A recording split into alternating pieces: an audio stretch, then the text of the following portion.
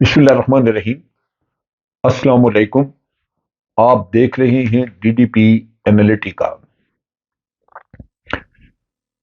China ایک دفعہ پھر تائیوان کا گھیراؤ کر کے ان دنوں اپنی ملٹری مائٹ کا مظاہرہ کر رہا ہے۔ آپ کو یاد ہوگا کہ پچھلے سال بھی جب امریکہ کی ہاؤس کی اسپیکر نینسی پیلوسی تائیوان کے وزٹ پہ آئی تو اس وقت بھی چائنیز نے تائیوان کا گھیراؤ کیا تھا اور بہت ساری فائرنگ کی، لائیو میزائل وغیرہ فائر کیے جو کہ تائیوان کے اوپر سے گزرتے رہے۔ در حقیقت یہ ایک انٹیمیڈیشن تھی، ایک ہیرسمنٹ تھی، ڈرانے کا طریقہ بھی تھا اور یہ بھی ظاہر کرنے کا ایک طریقہ تھا کہ چائنا اس معاملے میں سیریس ہے۔ اگر امریکہ یا باہر سے کوئی بھی ڈگنیٹریز ڈائریکٹ وزٹ کریں تائیوان کو تو چائنا لازماً اس کو اپنی نظر سے دیکھتا ہے، چائنا محسوس کرتا ہے کہ یہ اس کی ساورینٹی کو وائلیٹ کیا گیا ہے۔ 1949 میں چائنا میں جب یہ سول وار ہوئی اور کمیونسٹ جو تھے ان کو فتح حاصل ہوئی تو اس وقت چیانگ کا شیک جو کہ چائنا کے حکمران تھے لیکن وہ بھاگ کے تائیوان آ گئے اور تائیوان کو انہوں نے مغربی دنیا کے سہارے سے اس کو ایک انڈیپینڈنٹ ملک بنائے رکھا۔ لیکن چائنا کا اس دن سے ہی دعویٰ تھا کہ یہ انڈیپینڈنٹ نہیں ہے، چائنا کا حصہ ہے اور بالآخر یہ جزیرہ چائنا کے ساتھ ملے گا۔ اس کے لیے چائنا پہلے تو اس کے پاس اتنی ملٹری پاور نہیں تھی کہ وہ یہ کام کر سکتا، لیکن ایک پولیٹیکل ان کا سٹانس موجود تھا۔ اب جب کہ چائنا ایک ملٹری پاور کے طور پہ بھی ابھر کے سامنے آیا ہے تو انہوں نے دنیا کو یہ باور کرانے کی کوشش کی ہے کہ وہ یہ اہلیت رکھتے ہیں کہ وہ چائنا یعنی اہلیت رکھتے ہیں کہ اگر وہ کوشش کریں یا وہ جنگ چھیڑے تو تائیوان کو وہ حاصل کر لیں گے جنگ کے ذریعے۔ باوجود اس کے کہ وہ ویسے کہتے ہیں کہ تائیوان کو پرامن طریقے سے ہمارے ساتھ مل جانا چاہیے، حصہ بن جانا چاہیے مین لینڈ کا، لیکن تائیوانیز یہ نہیں چاہتے۔ اور موجودہ صورتحال یہ ہوئی کہ تائیوان کے صدر ان کو یہ احساس ہوا کہ غالباً امریکہ کی یا مغربی دنیا کی سپورٹ وقت کے ساتھ ساتھ کمزور پڑ رہی ہے اور اس چیز کو دوبارہ ایک طرح سے ری ایشورنس لینے کے لیے کہ امریکہ کی سپورٹ ان کو زیادہ اگریسولی ملے، وہ امریکہ کے دورے پہ گئے اور وہاں انہوں نے جو کیون ان کے اسپیکر ہیں ہاؤس کے ان سے ملاقات کیلیفورنیا میں کی اور اس کے جواب میں چائنا نے فوری طور پہ ایک ایکسرسائز 3 دن کی ایکسرسائز کا اعلان کیا اور اس ایکسرسائز میں تائیوان کا گھیراؤ کر دیا۔ تائیوان کے گرد انہوں نے گھیرا اسی طرح کا ہی تقریباً کیا جو انہوں نے نینسی پیلوسی کے وزٹ کے وقت پہ کیا تھا۔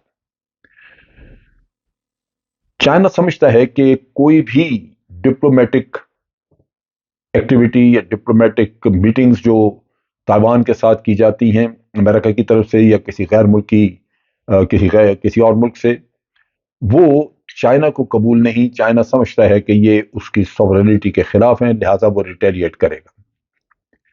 چائنا نے اس سے پہلے بھی ریٹیلیٹ کیا ہے اور انہوں نے جو لوگ اس کو پریزیڈنٹ کو ملتے رہے ہیں وہاں پہ ان کے خلاف چائنا نے اکنامک سینکشنز اور اس طرح کی چیزیں جو کہ وہ سمجھتے ہیں کہ کسی حد تک افیکٹو ہو سکتی ہیں بعض بزنس سرکلز کے ساتھ، تو انہوں نے کچھ وہ بھی کنڈیشنز جو ہیں وہ امپوز کی ہیں، وہ کچھ ایسی سینکشنز وغیرہ امپوز کی ہیں، لیکن وہ کس حد تک افیکٹو ہیں وہ بات دیکھنے کی ہے۔ ملٹریلی صورتحال جو ہے وہ ایک ڈیولپ ہو رہی ہے جس کو ہم ڈسکس کر سکتے ہیں۔ اس وقت چائنا نے تقریباً اپنے 9 وارشپس اور چین ڈونگ جو ان کا ایک ایئر کرافٹ کیریئر ہے وہ بھی انہوں نے وہاں میدان پہ پہنچا دیا ہے۔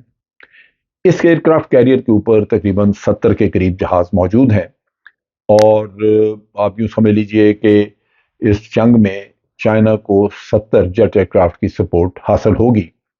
چائنا کا جو بہت بڑا ایڈوانٹیج ہے وہ یہ ہے کہ یہ جزیرہ ان کے اپنی مین لینڈ سے بالکل قریب ہے، لہذا چائنا کے لیے مین لینڈ سے بھی لانگ رینج ویپنز استعمال کرنا وہ کوئی بہت مشکل نہیں ہے، وہ کر سکتے ہیں، میزائل وغیرہ وہاں سے فائر کر سکتے ہیں اور اگر ری انفورس کرنا پڑے تو وہ ری انفورس بھی کر سکتے ہیں۔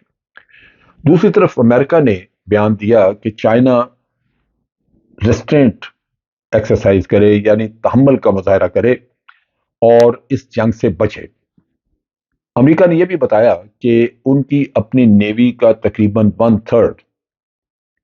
थर्ड तकरीबन 100 के करीब मुख्तलिफ जंगी जहाज बनते हैं, 100 का बेड़ा बनता है। वो दुनिया में मुख्तलिफ जगहों पे, मुख्तलिफ इलाकों में, यहाँ उनके नेवल बेसिस वगैरह भी हैं, वो वहाँ मौजूद है और फैला हुआ, और किसी भी वक्त पे उसको इस एरिया में पहुंचाया जा सकता है। फिलहाल उन्होंने कुछ जहाज़ों को ऑर्डर दिया है जो कि चाइना की इस मूव को काउंटर करने के लिए साउथ चाइना सी की तरफ रवाना हुए। निमिट्स जो कि मेन एयरक्राफ्ट कैरियर है इस इलाके में डिप्लॉय किए हुआ अमेरिका ने, उसके ऊपर भी 60 के करीब हाई टेक किस्म के जेट फाइटर्स मौजूद हैं। लिहाजा यहाँ पे एक खतरा मौजूद है कि किसी वक्त पे कन्फ्रंटेशन हो सकती है। जो माहिरीन हैं इस सारे खेल के, कन्फ्रंटेशन वगैरह को जो लगातार स्टडी करते रहते हैं, उनका ये कहना है कि चाइना ने ये 3 दिन की जो एक्सरसाइज की है, बुनियादी तौर पे तो वो सिर्फ ये दिखाना चाह रहा है, एक तो रिजेक्शन, एक वो जो कंडेम कर रहा है इनके इसके विजिट को, चाइनीज प्रेसिडेंट के, वो कि आपने विजिट किया और हमने बुरा मनाया। दूसरी तरफ वो अपनी मिलिट्री मसल को दिखाना चाहता है कि किसी भी वक्त बड़े छोटे थोड़े नोटिस के ऊपर वो ताइवान के खिलाफ एक्शन ले सकता है।